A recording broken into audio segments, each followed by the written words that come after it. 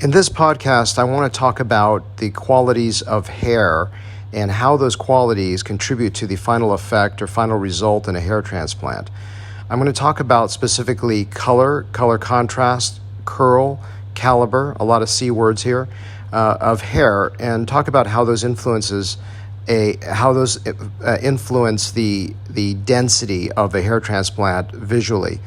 So a lot of times people are very focused on just the graft count, 2,000 grafts, 3,000 grafts, and clearly you need to have the number of grafts to achieve the result that you want. Also, if you listen to my podcast about the cascade effect of how I leverage that density of placing recipient sites or grafts in ways to create a better visual density per every graft placed, then you will understand how artistically hair restoration can be performed to achieve the maximal outcomes.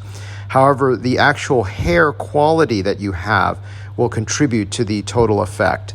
So let's talk about each of those elements. Let's start with caliber. Caliber is oftentimes the most important of all the elements, although it is only one element to achieve density. So if you take a person that I give them 2,000 hair grafts or 2,000 grafts and another person with 2,000 grafts, and one person has a higher caliber or thicker hair shaft than the other person, the person with a thicker hair shaft can get a visual density that looks much denser than the person with a thinner hair shaft.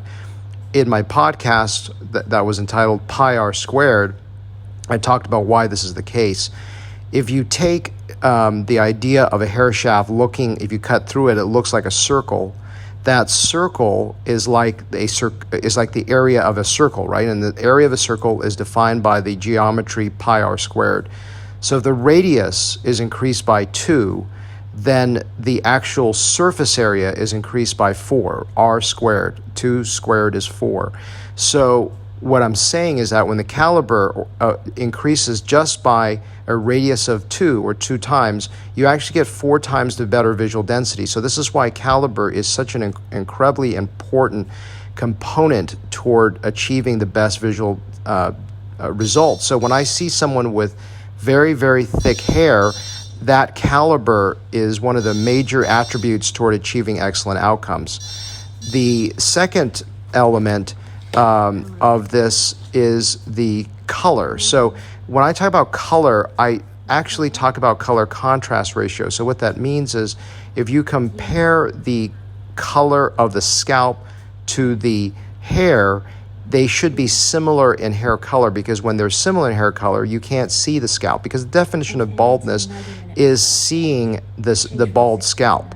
So when you can see the bald scalp, that is a definition of baldness, right? So if you have white hair against white scalp, it actually looks much harder to see than if you have black hair against white scalp. Similarly, if you think of African American, for example, or Indian, where they have dark hair and dark scalp, that also has a very low color contrast ratio. And so when that color contrast ratio is very similar, you actually have a much higher visual density. So white hair, which, believe it or not, is actually transparent. If you look at it under a microscope, it's actually clear. So when you're looking at this white hair against a white scalp, it actually can look twice as dense as someone with very dark hair against very, very light skin scalp. So I'm looking at color contrast ratio when I'm looking at you during a consultation and making a decision of how much visual density will I be able to achieve. The next part is curl or even frizz. If you think about a curly hair, it covers the area much better than a straight hair, because it creates enough zig and zag around that you can't see the scalp as well. So an example of that would be African American hair again. If the hair is very, very curly, then that curl or that almost intense kinkiness of the hair can create a visual density against the scalp. Now, if you think about the length too of that hair, in other words, the hairstyle, if the person wears that hair longer, that could potentially look even denser, especially if you have a person with very, very kinky hair that's very, very curly, because that curliness now is exaggerated further and there's a greater distance to see that scalp.